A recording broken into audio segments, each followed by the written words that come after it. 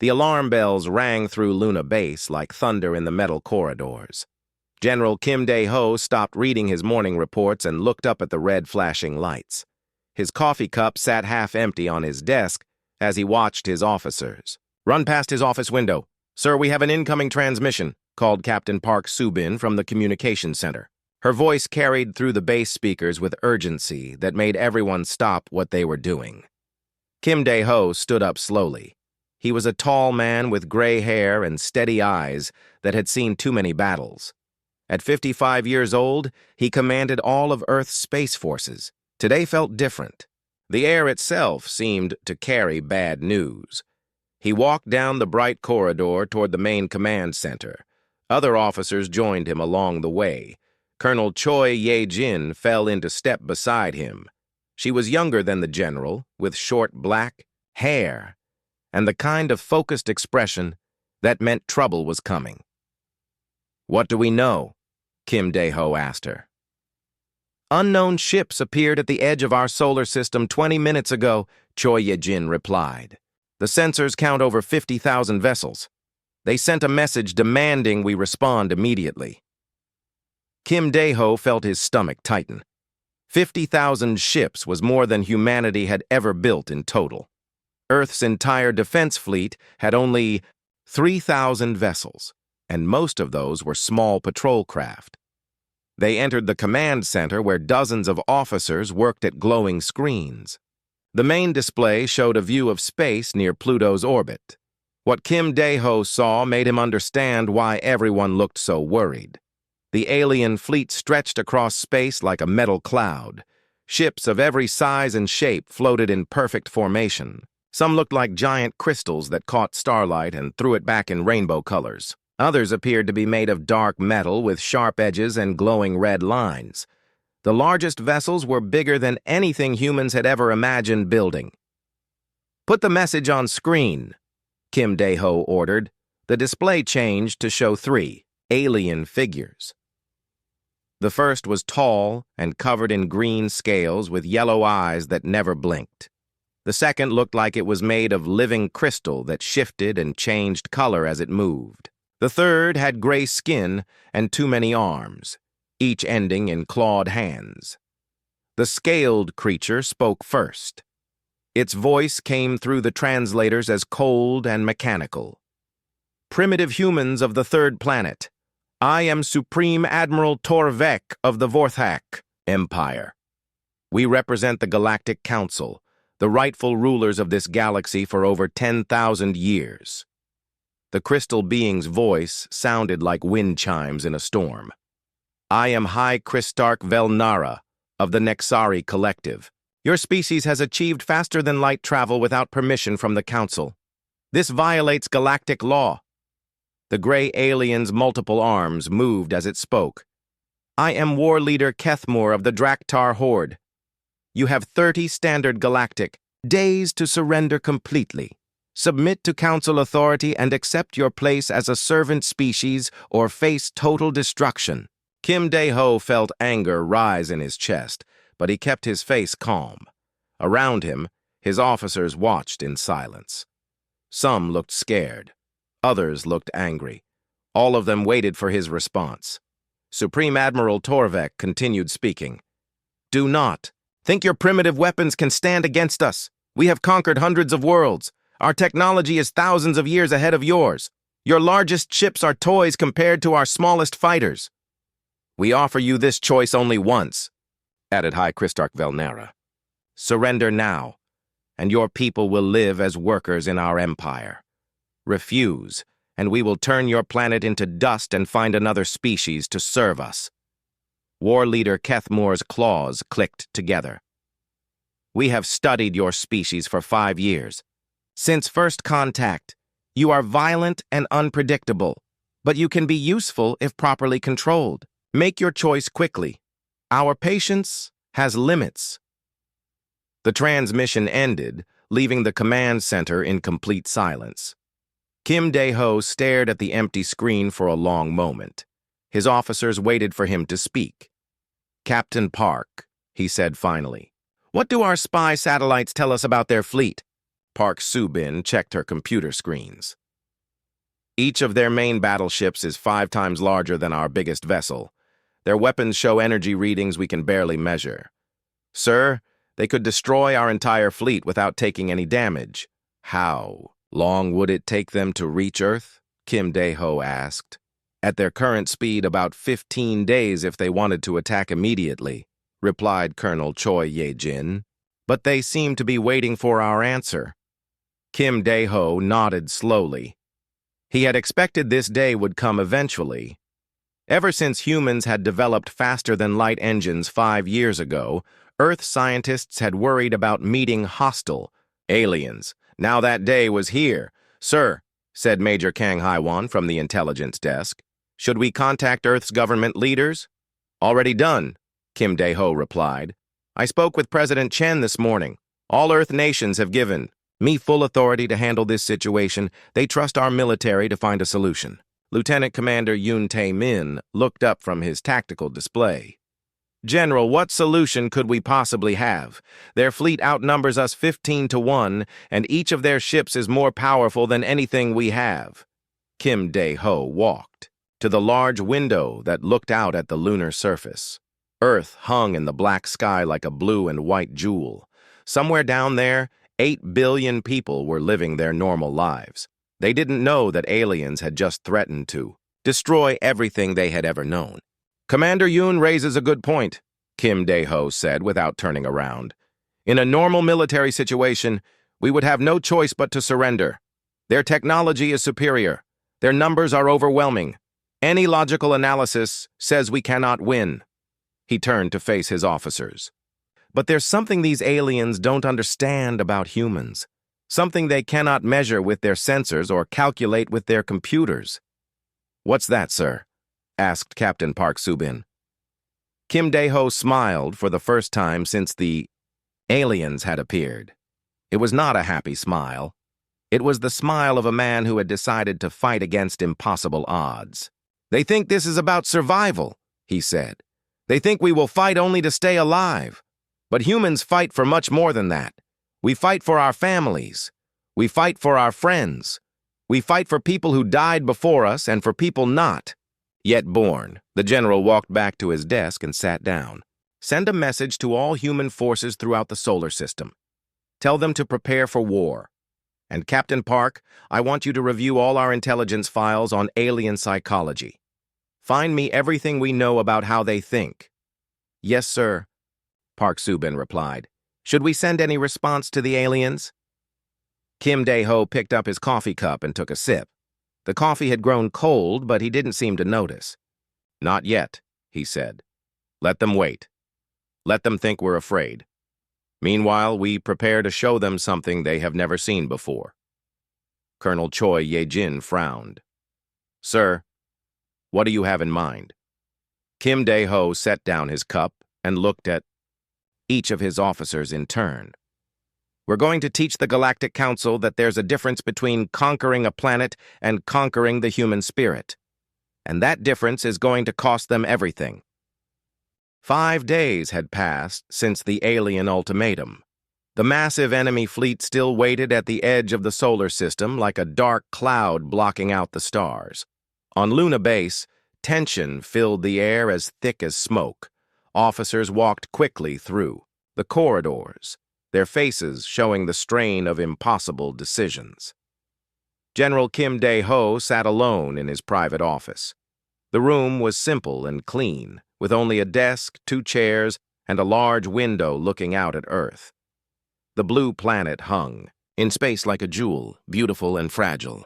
8 billion people lived down there, most of them still unaware that their entire civilization faced destruction in just 25 days.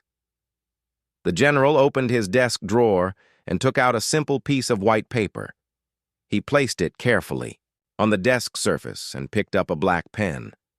For several minutes, he just sat there, thinking about the past and the future. Colonel Choi Ye-jin knocked on his door. Sir, may I come in? Enter, Kim Dae-ho replied without looking up from the paper. Choi entered and closed the door behind her. She had been his second-in-command for 3 years. In all that time, She had never seen him look so thoughtful and sad. "General, the staff is waiting for your orders," she said quietly. "Should we begin evacuation procedures? Should we try to negotiate with the aliens?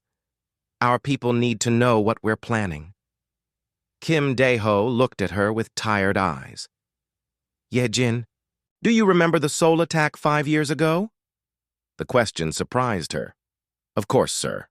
That was when we first made contact with alien forces.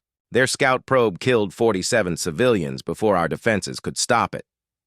"Tell me about Lee Min-ho," the general said. Choi frowned. "Sir, I don't understand. Min-ho died in that attack. He was just a young soldier. Why are you thinking about him now?" Kim Dae-ho smiled sadly. "Because he's the key to everything, Ye-jin. He's the reason we're going to win this war." "General, with respect, I don't see how a dead soldier can help us defeat 50,000 alien ships." Kim Dae-ho began writing on the paper. His hand moved, slowly and carefully, forming each letter with precision. When he finished, he turned the paper so Choi could see it. Written in simple black letters was one name, Lee Min-ho. "Sit down, Colonel," Kim Dae-ho said. "Let me tell you a story." Choi sat in the chair across from his desk. Outside the window, Earth continued its slow rotation, unaware of the conversation that would determine its fate. 5 years ago, I was visiting Seoul when the alien probe attacked, Kim Dae-ho began. "I was in a meeting with government officials when the alarm started ringing. We all ran to the command center to see what was happening." He paused, looking out at Earth. "The probe was unlike anything we had ever seen. It was beautiful and terrible at the same time. A crystal ship that caught the sunlight and threw it back in colors we had no names for. But it was killing our people." Choi listened quietly. She had read the reports, but she had never heard the general's personal account. "The probe attacked a school first," Kim Dae-ho continued. "Hundreds of children were trapped inside when the building started collapsing. Our soldiers responded immediately, but the probe's weapons were too powerful. Most of our people couldn't get close." The general's voice grew softer. "But Min-ho didn't care about the weapons. He saw those children and forgot about everything else. He charged straight toward the building while energy beams exploded around him.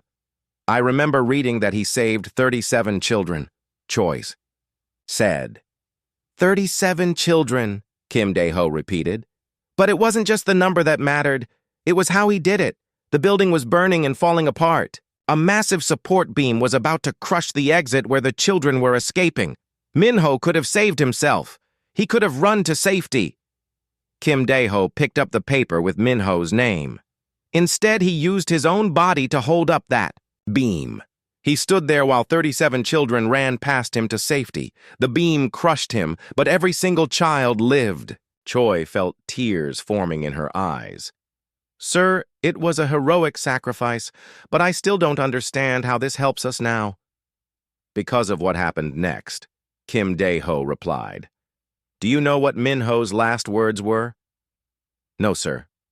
"A little girl was the last child to escape. She was maybe 6 years old, scared and crying. As she ran past him, Min-ho smiled at her and said, 'Don't be afraid. Someone will always fight for you.'" The general stood up and walked to the window. "That little girl survived. She grew up and became a pilot. She joined our Space Force because she wanted to fight for other people the way Min-ho fought for her. Her name is Captain Park Soo-bin." Choi's eyes widened.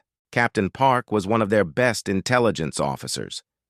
"But it wasn't just her," Kim Dae-ho continued. "The parents of those 37 children all heard Min-ho's story. They told their friends and family. The story spread across Earth like wildfire. Do you know how many people joined our military because of what Min-ho did?" "How many, sir?" "Over 2 million, Kim Dae-ho replied. 2 million people decided they wanted to be the kind of person who would hold up a burning beam so children could escape." Choi began to understand. "The alien psychology reports—" "Exactly," Kim Dae-ho said. "Dr. Han So-young has been studying the 3 alien species for 5 years. They have one critical weakness. They cannot understand fighting for abstract concepts, like honor, sacrifice, or love. He returned to his desk and sat down. The Vorthak eliminated emotions 3,000 years ago. They make all decisions based on logic and survival. The Nexari achieved perfect harmony by removing all conflict from their society. The Draktar worship only strength and see compassion as weakness. So they cannot understand why humans would fight for someone who's already dead, Choi said slowly. More than that, Kim Dae-ho replied. They cannot understand how the memory of one dead soldier could inspire millions of living ones. To them, Min-ho has no tactical value because he cannot fire weapons or pilot ships. They see his name as meaningless. The general picked up his pen again. But to us, his name represents everything we fight for. It represents the idea that some things are more important than our own survival. It represents love for our children, honor for our fallen, and hope for our future. Choi stared at the paper with Min-ho's name. You're going to send this to the alien fleet. Yes, Kim Dae-ho replied. Just his name and one simple message. This is why you will lose.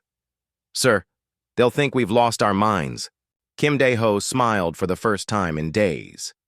Good. Let them think that. While they're trying to understand what Min-ho's name means, we'll be preparing to show them. He opened his computer and began typing. Dr. Han predicted their exact response. They'll see this message as evidence that we're breaking down under pressure. They'll become even more confident in their superiority. And that confidence will make them careless, Choi realized. Exactly. They'll underestimate us because they cannot measure the power of human emotion and memory. Their computers can calculate our weapons and ships, but they cannot calculate our willingness to die for something greater than ourselves. Kim Dae-ho finished typing and looked at Choi. Every human ship in our fleet has stories like Min-ho's, painted on their hulls. Stories of sacrifice, love, and heroism. When our people fight, they're not just fighting for themselves. They're fighting for all the Min-ho's who came before us. What are your orders, sir? Choi asked. Send this message to the alien fleet immediately, Kim Dae-ho replied, handing her the paper. Then contact all our forces throughout the solar system. Tell them to prepare for Operation Memorial. Operation Memorial, sir? Kim Dae-ho stood up and looked out at Earth again. We're going to teach the Galactic Council something they forgot when they eliminated emotions from their societies. We're going to show them that the greatest weapon in the universe isn't technology or numbers. What is it, sir? Love? Kim. Dae-ho replied simply. Love for people like Min-ho. Love for the children he saved. Love for the future he died to protect. Choi took the paper and headed for the door. As she reached it, Kim Dae-ho called after her. Colonel, make sure every human in our fleet knows Min-ho's story. Make sure they understand what his name means. When the battle comes, I want our people fighting not just for victory, but for his memory. Yes, sir, Choi replied. They'll understand. After she left, Kim Dae-ho sat alone in his office. He thought about Min-ho, about the little girl who became Captain Park, about the 2 million people who joined the military because of one soldier's sacrifice. The aliens had superior technology. They had overwhelming numbers. They had thousands of years of military experience.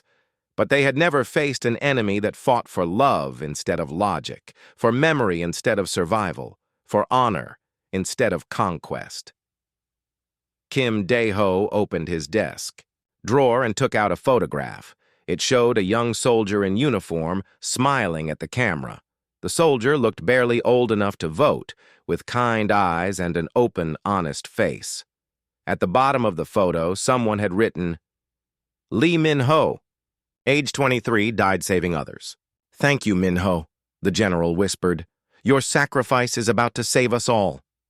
Outside his window, Earth continued its rotation, beautiful and blue and alive. Soon, its people would face the greatest test in human history. But they would not face it alone. They would carry with them the memory of a young soldier who chose to hold up a burning beam so children could live. Supreme Admiral Torvek stood in the command center of his flagship, the Eternal Dominion. The massive ship was larger than most human cities, with walls made of black metal that seemed to absorb light. Around him, dozens of Vorthak officers worked at control stations, their scaled hands moving quickly across glowing displays. "Report on the human response," Torvek commanded. His yellow eyes stared at the tactical display showing Earth's solar system. Commander Veltok stepped forward. Like all Vorthak, he was tall and covered in green scales. "Supreme Admiral, the humans sent only one message, a single name and a statement that makes no logical sense." "Show me," Torvek ordered. The main screen displayed the human transmission. In simple text, it read, "Lee Minho, this is why you will lose." Torvek studied the message for several seconds. His reptilian face showed no emotion. "Analysis? Our computers cannot find any military significance to this name," replied Veltok. "Lee Minho appears to be a dead human who served in their defense forces. He died 5 years ago during a minor skirmish with one of our scout probes." High Christarch Velnara materialized beside them.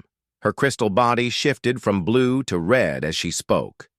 "The human psychological profile indicates they are experiencing extreme stress. This message appears to be evidence of mental breakdown under pressure." War leader Kethmore joined the discussion. His forearms moved restlessly as he talked. "My analysis agrees. Humans often become irrational when facing certain death. This response confirms they understand their hopeless situation." Torvek nodded, slowly. "Then we proceed as planned. Begin the demonstration attack. Target their outer defense stations. Make it clear that resistance is pointless." On Earth, Dr. Han So-young sat in her laboratory deep beneath Sol. Banks of computers surrounded her, all displaying data about alien psychology and behavior patterns. She had spent 5 years studying every piece of information about the species that now threatened humanity. Her assistant, Dr. Kim Jun-woo, looked worried as he read the latest reports. "Dr. Han, the alien fleet has begun moving toward our outer defenses. Intelligence says they plan to destroy our stations one by one to demonstrate their power." Dr. Han smiled calmly. She was a small woman with gray hair and sharp eyes that missed nothing. "Perfect. Everything is happening exactly as I predicted." "How can you be calm at a time like this?" Dr. Kim asked. "They have 50,000 ships. We have 3,000. "Numbers don't tell the whole story," Dr. Han replied. She turned to face a large screen showing psychological profiles of the 3 main alien species. "I've been studying these beings for years. They all have one critical weakness," she pointed to the Vorthak profile. "The Vorthak eliminated emotions from their society 3,000 years ago. They make all decisions based on pure logic and survival instinct." Her finger moved to the Nexari data. "The Nexari achieved perfect harmony by removing all conflict from their culture. They cannot understand fighting for anything except immediate practical benefit." Finally, she indicated the Draktar information. "The Draktar worship strength above all else. They respect only power and see compassion as weakness." Dr. Kim frowned. "I don't understand. How is this a weakness?" "Because none of them can comprehend why humans would fight for abstract concepts like honor, memory, or love," Dr. Han explained. "They see Lee Minho's name as meaningless because he's dead. To them, dead individuals have no value. They cannot calculate the psychological impact of fighting for someone who cannot benefit from victory."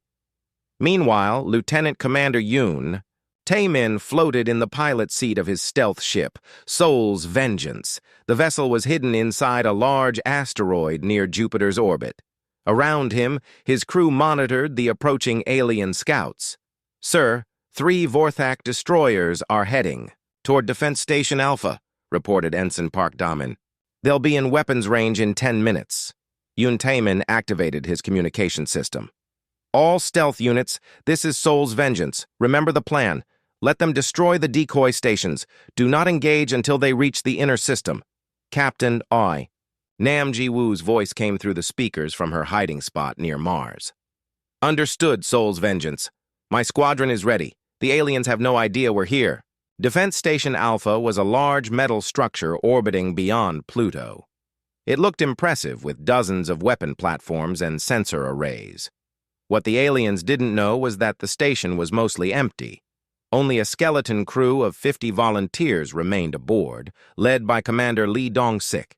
"Sir, the alien ships are powering up their weapons," reported Lieutenant Bae Yun-ji from the station's bridge. Commander Lee looked out the viewport at the 3 approaching Vorthak destroyers. Each ship was 10 times larger than his station. He knew this was a one-way mission. "All hands, prepare for final transmission," Lee announced over the station's intercom. "Remember, we're buying time for the real defense to get ready." The Vorthak ships opened fire. Brilliant red beams of energy struck Defense Station Alpha. The station's shields flared bright blue for a few seconds, then collapsed. More beams tore through the metal structure, causing explosions that lit up the darkness of space. "For Earth!" Commander Lee shouted as his station broke apart around him. "For Lee Min-ho!" The transmission cut off as Defense Station Alpha disappeared in a ball of fire and debris.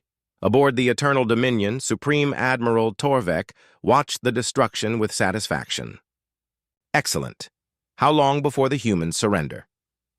"Our psychological models predict they will ask for terms within 6 hours," replied Commander Veltok.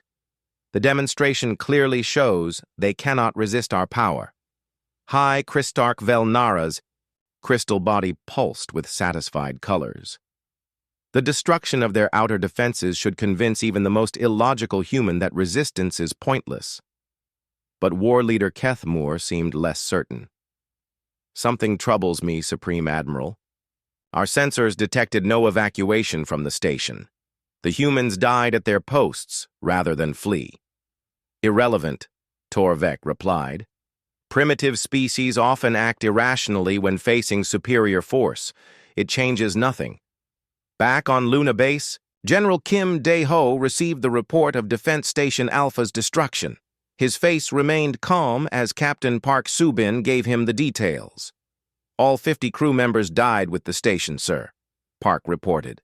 "Commander Lee's final transmission was received clearly by all our forces."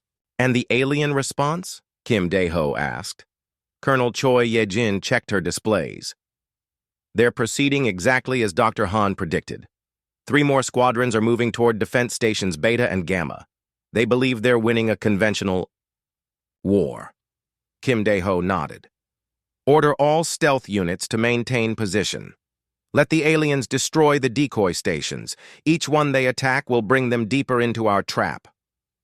"Sir," asked Major Kang Haiwan, "what if they decide to jump directly to Earth instead of following our plan?" "They won't," Kim Dae-ho replied with confidence. "Dr. Han's psychological analysis is perfect. They need to demonstrate their superiority, step by step.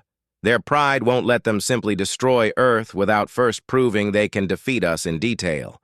Over the next 8 hours, the alien fleet methodically destroyed 6 more human defense stations. Each attack followed the same pattern. The aliens would send overwhelming force against structures that looked important, but were actually decoys with minimal crews. Supreme Admiral Torvek grew more confident with each victory. "The humans are weaker than we calculated. Their defenses collapse immediately under proper pressure." High Kristark Velnara agreed. "Our invasion schedule can be accelerated. At this rate, we will reach Earth's orbit in 3 days, instead of the planned week." War Leader Kethmoor was the only one who seemed concerned. "I still don't understand their behavior. Why do they keep fighting when they must know they cannot win?" "Because they are primitive," Torvek replied dismissively. "Lower species often fail to accept reality until it destroys them completely." Hidden throughout the solar system, dozens of human stealth ships watched the alien advance. Each crew waited patiently for the moment when their enemy would move close enough to spring the real trap. Lieutenant Commander Min studied his tactical display as the alien fleet passed his hiding spot. "They have no idea what's coming," he whispered to his crew. "They think they're fighting the war they want to fight. Soon they'll discover they're fighting the war we planned for them."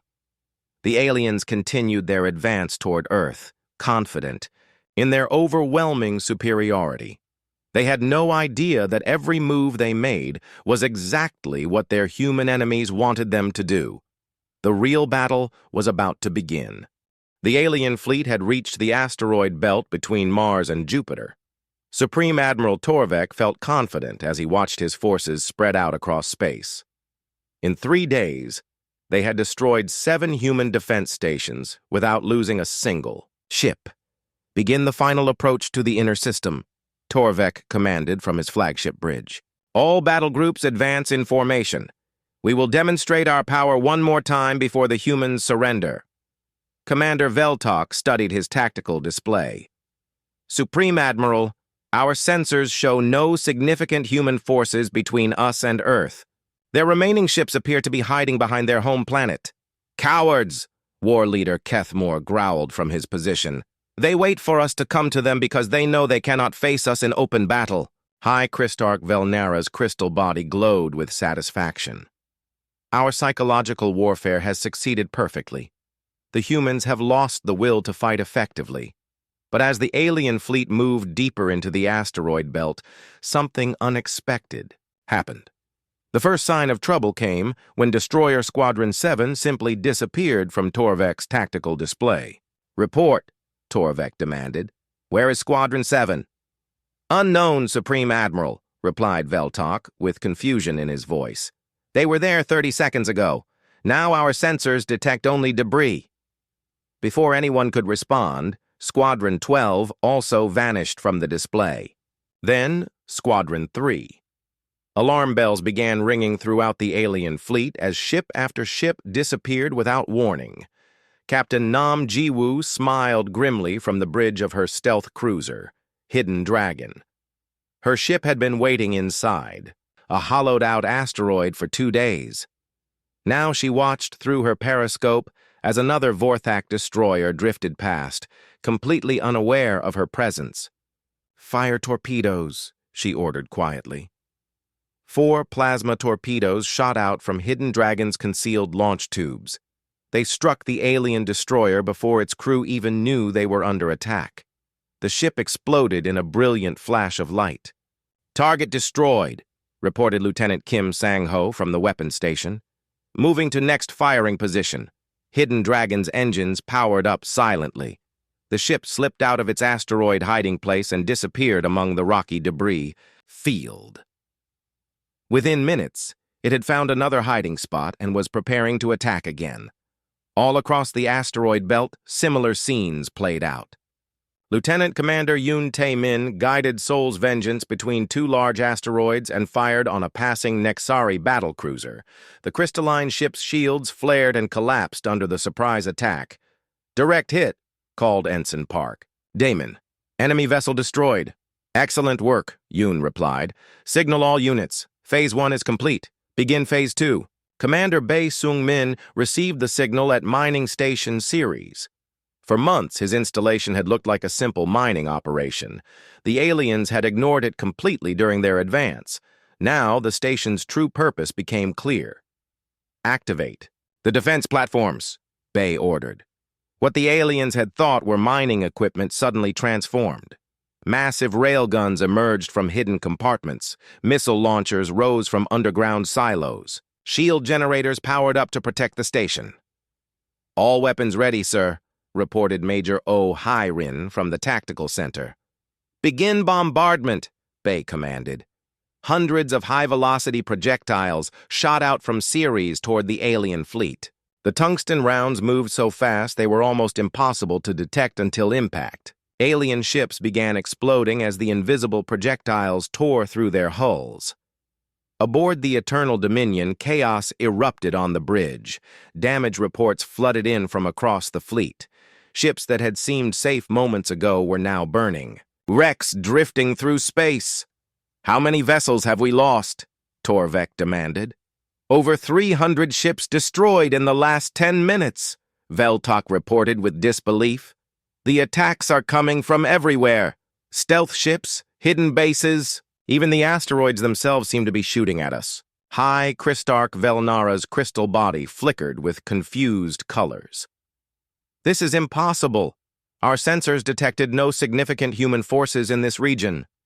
War leader Keth Moore studied the tactical display with growing alarm. They're not fighting like any species we've encountered before. No formation battles, no fleet engagements. They strike from hiding and disappear before we can respond. Torvek felt something he had not experienced in decades of conquest: uncertainty. All ships, fall back to defensive formation. Concentrate our forces.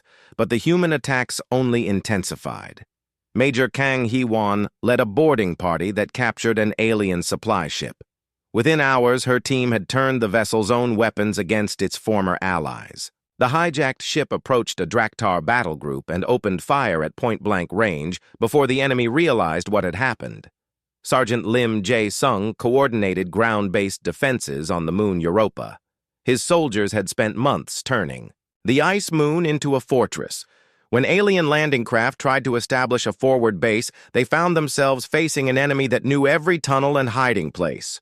Remember Lee Min-ho, Lim called to his troops as they ambushed another alien patrol. Fight for those who can't fight anymore. The battle cry spread throughout the human forces. Each time an alien unit was attacked, they heard the same words. Remember Lee Min-ho. The name became a rallying call that seemed to give the humans impossible strength and determination. Dr. Han So-young monitored the battle from her underground laboratory. Her predictions were proving accurate. The aliens were completely unprepared for this type of warfare. Dr. Han called her assistant, Dr. Kim Jun-woo. The alien communications show increasing confusion and fear. They're trying to adapt their tactics, but they don't understand what they're fighting. Of course they don't, Dr. Han replied calmly. They expect enemies to fight for logical reasons like survival or territory. They can't comprehend fighting for the memory of someone who died years ago.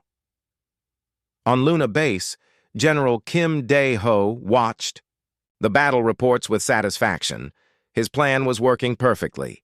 Each human victory inspired others to fight harder. Each alien defeat created more confusion in their ranks. Sir, reported Captain Park Soo-bin, our casualties are lighter than expected. The surprise attacks are working.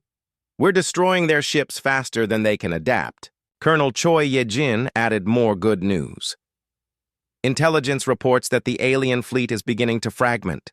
Some ships are trying to retreat, while others want to press the attack. Their command structure is breaking down. But Kim Dae-ho knew the real battle was just beginning. Signal all units to prepare for Phase 3. The aliens will regroup soon. When they do, we need to be ready to hit them even harder. Captain Ryu Yun-soo commanded the destroyer Soul's Pride in the space, near Mars. Her ship had been hiding in the planet's shadow, waiting for the perfect moment to strike. Now she watched as a formation of 50 alien ships approached her position. Ma'am, we're outnumbered 50-1, her tactical officer warned. Ryu smiled.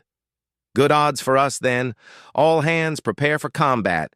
Remember, we're not just fighting for ourselves. We're fighting for Lee Min-ho and everyone like him who gave their lives for humanity. Her crew responded with enthusiasm that would have puzzled the aliens. Instead of fear, they showed excitement. Instead of despair at the odds, they showed determination.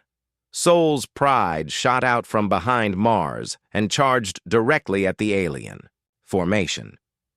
The bold attack caught the enemy completely off guard. Ryu's ship destroyed 6 vessels before the aliens could even respond. The alien fleet was learning a terrible lesson. They were not fighting a conventional war against a weaker enemy. They were fighting something they had never encountered before, an enemy that grew stronger through loss, more determined through sacrifice, and more dangerous through desperation.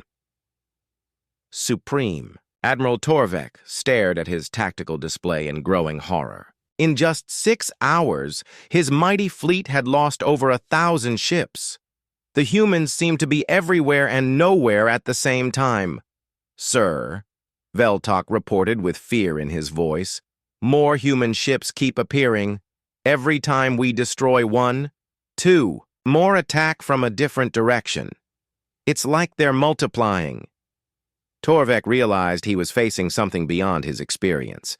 For the first time in his military career, he was losing a battle he should have won easily. The humans were, teaching the Galactic Council a lesson they would never forget. The battle had been raging for 12 hours. Supreme Admiral Torvek stood in his damaged command center, watching his fleet fall apart around him.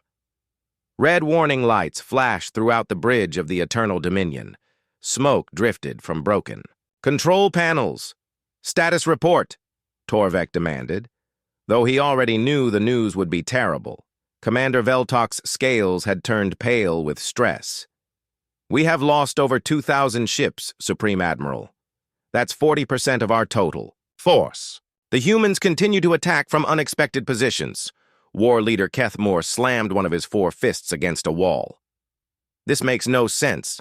We destroy 10 human ships and 20 more appear to take their place. How do they have so many vessels?" "Hi, Christark." Velnara's crystal body flickered with confused purple light. "Our mathematical models show this should be impossible. According to our intelligence, humanity had only 3,000 ships total. We have destroyed at least 5,000 already." Torvek felt a cold fear growing in his chest. "Show me the tactical display." The main screen revealed a nightmare.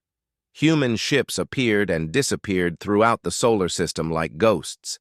Each time the alien fleet concentrated its forces in one area, the humans attacked from 3 different directions.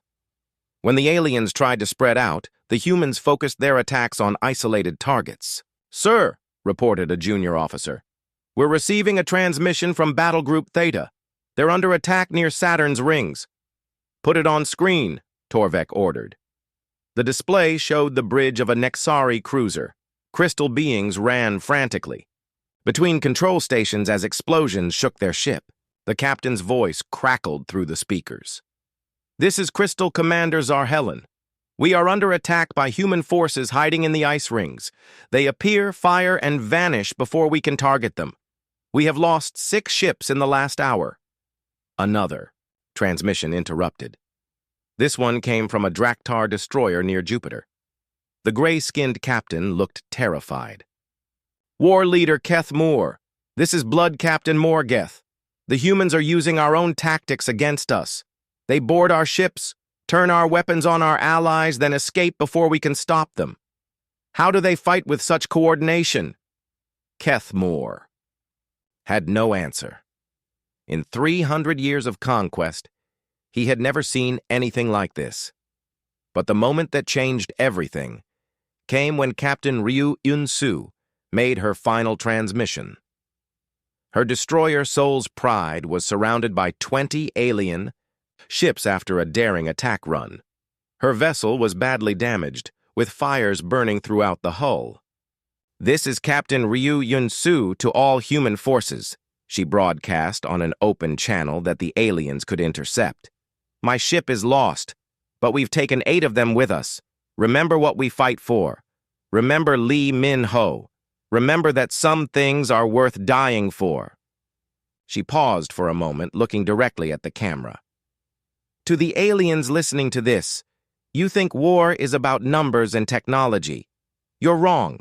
War is about what lives in the heart, and the human heart cannot be defeated by your ships or your weapons." Soul's Pride detonated its reactor core, creating a massive explosion that destroyed 3 nearby alien vessels. But Ryu's words continued to echo through space, picked up and repeated by every human ship in the system. Aboard the Eternal Dominion, the alien commanders listened to the transmission in stunned silence. They had never heard anything like it. "Analysis," Torvek demanded. "What did she mean?" Veltok checked his computer displays with shaking hands. Sir, I'm not sure our translation programs understand correctly. She spoke of fighting for abstract concepts that have no tactical value. High Christarch. Velnara's crystal body pulsed with alarmed red light. She referenced the dead human again. Lee Min-ho. Why do they keep mentioning someone who cannot contribute to the battle? War leader Kethmoor studied the tactical data with growing confusion. Our combat algorithms are failing. We input human losses, but their fighting effectiveness increases instead of decreasing. This violates all known principles of warfare. Dr. Han So-young watched the alien communications from her laboratory on Earth. Her computers had been monitoring enemy transmissions for hours. What she saw made her smile with grim satisfaction. Dr. Kim, she called to her assistant, look at these psychological readings from the alien fleet. Their stress levels are increasing exponentially. Dr. Kim Jun-woo studied the data with amazement. Dr. Han, this is incredible. They're experiencing something their species has never felt before. Fear of the unknown, Dr. Han replied. For the first time in their history, they're fighting an enemy they cannot understand or predict. Their entire worldview is breaking down. She pointed to specific readings on her screen. Look at the Vorthak responses. They eliminated emotions, so they cannot process the concept of emotional motivation. The Nexari achieved perfect harmony, so they cannot understand conflict driven by abstract ideals. The Draktar worship strength, so they cannot comprehend strength that comes from sacrifice. Meanwhile, Colonel Park Min-jun monitored alien communications from Luna Base. What he discovered would change the entire course of the war. General Kim, he reported urgently, the alien fleet is fragmenting. Different species are arguing about how to respond to our tactics. General Kim Dae-ho looked up from his tactical display. Explain. The Vorthak want to retreat and analyze our behavior patterns, Park continued. The Nexari are trying to calculate mathematical solutions to emotional problems. The Draktar want to attack with overwhelming force, but they're afraid their losses will make them look weak. Kim Dae-ho felt excitement building in his chest. They're falling apart from the inside. There's more, sir, Park added. Their computers are reporting impossible data. Human forces are fighting at 347% normal efficiency compared to any known species. Captain Park Subin joined the conversation. Sir, what does that mean exactly? Kim Dae-ho smiled. It means they've discovered something their advanced civilizations never prepared them for. They're facing an enemy that gets stronger through loss, more determined through sacrifice, and more dangerous through desperation. Back in space, the alien fleet was experiencing something unprecedented in galactic history. Their sensors and computers could measure everything about human technology, but they could not measure the human spirit. Lieutenant Commander Yoon Taemin's voice came through the communication system as his ship Soul's Vengeance destroyed another alien cruiser. For Lee Min-ho and all who came before us, for Earth and all who will come after us. The phrase spread through the human fleet like wildfire. Each ship, each crew, each individual soldier took up the call. They were not just fighting for victory. They were fighting for something the aliens could never take away or understand. Major Kang Hye-won led her boarding team onto a captured Draktar battleship. As they fought through the corridors, she shouted to her troops, "Remember why we're here! We fight for more than ourselves!" Her soldiers responded with a ferocity that terrified the alien defenders. They fought like people who had something worth dying for, something worth killing for, something beyond their own survival. Sergeant Lim Jae-sung coordinated his forces on Europa as wave after wave of alien troops tried to take his positions. Each time the enemy attacked, his soldiers fought back with impossible determination. "They keep coming," reported one of his corporals. "How do we keep stopping them?" "Because we remember," Lim replied simply. "We remember Lee Min-ho. We remember everyone who died to get us this far." And we remember that some things matter more than living. The aliens were learning a terrible truth. They had superior technology, overwhelming numbers, and thousands of years of military experience. But they had never faced an enemy that fought for love, for memory, for honor, and for ideals that transcended individual survival. Supreme Admiral Torvek stared at his status reports in growing horror. His fleet was not just losing ships, it was losing the will to fight. His officers were reporting things that made no logical sense. "Sir," Veltok reported with a trembling voice, "our psychological warfare specialists say the humans are exhibiting impossible behavior patterns. They fight harder when they lose comrades. They become more determined when facing certain death. They sacrifice themselves for abstract concepts that provide no tactical advantage." Torvek realized he was facing something beyond his understanding. For the first time in his long military career, he was afraid. The Galactic Council was about to learn that there were forces in the universe more powerful than technology or numbers. They were about to discover the true meaning of the human spirit. The battle had raged for 18 hours. The alien fleet, once mighty and unstoppable, now drifted through space like a wounded beast. Nearly half their ships were destroyed or damaged beyond repair. The survivors huddled together in defensive formations, afraid to advance further toward Earth. General Kim Dae-ho stood in Luna Base's command center, watching the tactical display with quiet satisfaction. The time had come for the final phase of his plan. He turned to Captain Park Subin. "Open a channel to the entire alien fleet," he ordered. "It's time they understood what they're really fighting." "Channel open, sir," Park replied. Kim Dae-ho faced the main screen. His weathered face showed no anger, no hatred, only the calm certainty of a man who knew he held the winning hand. "Supreme Admiral Torvek, High Kristark Velnara, War Leader Kethmur," he began. "I am General Kim Dae-ho, commander of Earth's forces. You came here expecting to conquer a primitive species. Instead, you have discovered something your advanced civilizations forgot long ago." Aboard the Eternal Dominion, Torvek listened with growing dread. His bridge was quiet except for the hum of life support systems. Half his crew was wounded. The other half looked at him with eyes full of questions he could not answer. "You want to know about Lee Min-ho?" Kim Dae-ho continued. "Let me tell you his story. 5 years ago, when your scout probe first attacked Seoul, Lee Min-ho was just a young soldier. He could have run when the probe's weapons began firing at civilians.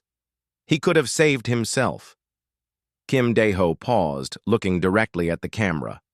"But he didn't run. He stayed to help evacuate a school full of children. He died holding a burning beam so others could escape. He was 23 years old. He had a girlfriend who loved him. He had parents who were proud of him. He had a whole life ahead of him." High Kristark Velnara's crystal body flickered with confused colors as she tried to process this information. "The human speaks of waste. The individual gained nothing from this action." War Leader Kethmur growled in frustration. "Dead soldiers serve no purpose. Why honor weakness?" But Kim Dae-ho was not finished. "You think Lee Min-ho's death was meaningless because he gained nothing. You're wrong. His sacrifice gained everything. It showed us who we could be. It reminded us what we were fighting for." The general's voice grew stronger. "Every human in our fleet knows Lee Min-ho's story. When they fight, they're not just fighting for themselves. They're fighting for his memory. They're fighting to prove that his sacrifice meant something. They're fighting to protect the children he saved, and the children those children will have." Dr. Han So-young watched the alien psychological readings from her laboratory. The stress indicators were reaching critical levels. The alien commanders were experiencing something their species had never evolved to handle.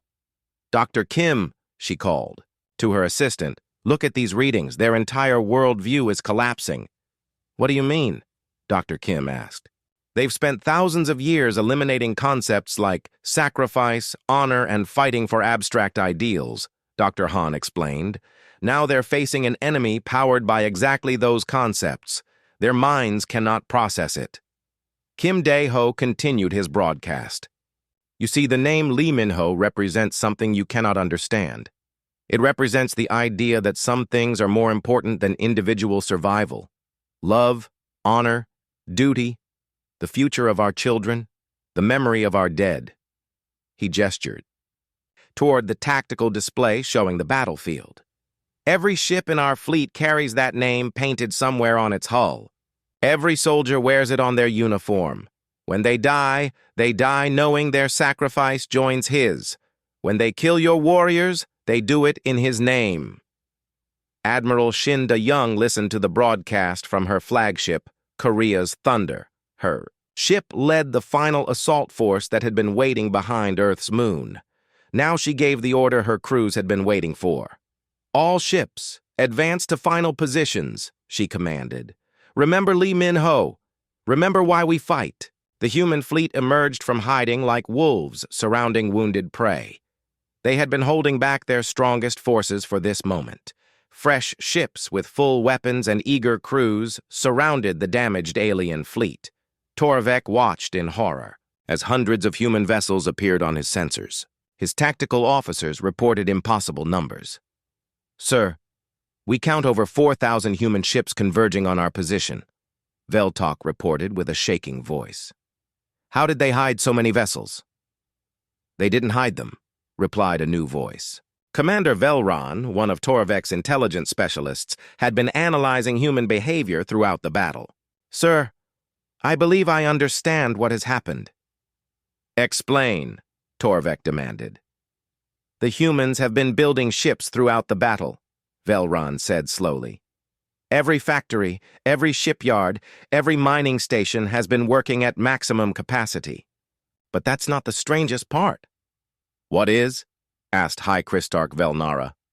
They're being crewed by volunteers, Velran continued. Civilians are abandoning their normal lives to join the fight. Teachers, farmers, merchants, students. They're all becoming soldiers because of this Lee Min-ho story. War leader Keth Moore could not believe what he was hearing. Civilians cannot become effective warriors in a few hours. That's where you're wrong. Kim Dae-ho's voice came through their speakers again. You're right that they're not trained soldiers, but they're something more dangerous than soldiers. They're people fighting for something they believe in. Lieutenant, Commander Yoon Tae-min coordinated the final attack from Seoul's Vengeance. Around him, the solar system filled with human ships. Some were military vessels. Others were converted cargo haulers, mining ships, even luxury yachts armed with whatever weapons their crews could find. All units. This is Seoul's Vengeance, he broadcast. Today we end this. Today we show the galaxy that humanity cannot be conquered.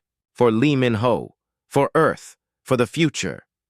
The human fleet attacked with a coordination that defied explanation. Professional soldiers fought alongside amateur crews. Military ships worked with converted civilian vessels. Everyone fought as if their personal honor depended on victory. Captain Nam Ji-woo led her squadron of stealth ships in precision strikes against alien command vessels. Major Kang Hye-won coordinated boarding actions that turned captured enemy ships against their former allies. Sergeant Lim Jae-sung directed ground forces that had turned every human settlement into a fortress. But it was the psychological impact that broke the alien fleet. Supreme Admiral Torvek watched his sensors as human ships threw themselves into impossible attacks. Ships that should have retreated instead charged forward.